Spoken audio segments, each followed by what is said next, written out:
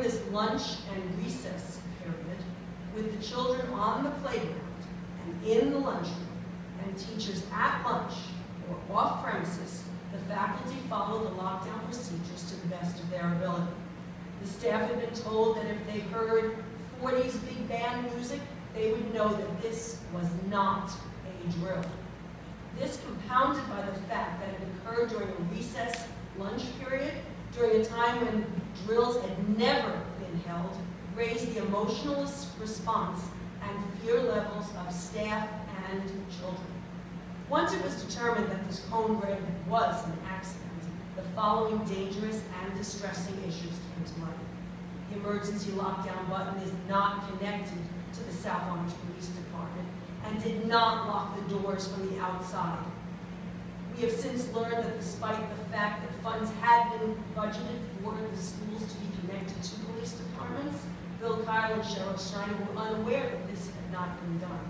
And as of the date of this letter, June 11th, and today, June 16th, it is still not connected.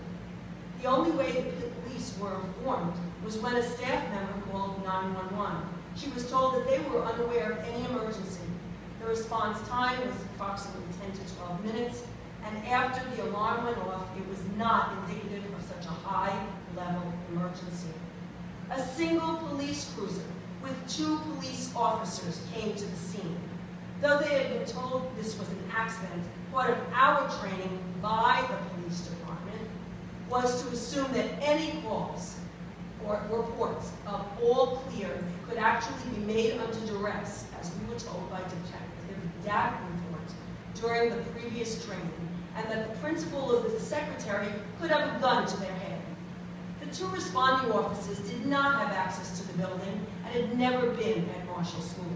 Just as worrisome, the 2 officers were not familiar with the protocols for a code red lockdown. In violation of procedure, an announcement was made by an adult male claiming to be a Sergeant Schwartz of the South Orange Police Department, stating that this was a false alarm and to resume activities. The faculty, following protocol, remained in lockdown. The officers were not going to check the building or rooms or release the teachers and students until the teachers were informed of the procedure. The teachers informed them of the procedure. We are grateful that this emergency turned out to be a false alarm, but it has also shown a very bright light on the inadequacies in training, coordination, and communication between school, police, and district, and the potentially devastating consequences that could have occurred had this incident been real. 74 incidents since Sandy Hook. In the aftermath, please know that our feelings of safety and being protected in our workplace have been compromised in a situation such as this. The district, the parents, and the police expect us to behave in a professional and courageous manner while protecting our children and your children. We can do this because our expectation is the same. People, the district, and the police are protecting us. This bond has been severed and must be repaired. And we suggest immediately connect this alarm to the police department and make sure it works.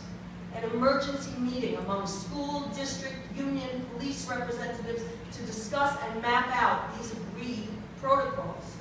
Immediate police training for the South Orange and Maplewood police departments of our school protocols in such emergencies. An internal affairs investigation by the South Orange Police Department into this incident, and counseling for students, grades K through 2, or staff members who are still feeling affected by this event. We hoped that this incident could have a positive impact on school safety procedures going forward. And in a world where this seems to be that school shootings are happening on a regular basis, we cannot, nor can you, become too careful or complacent. Marshall's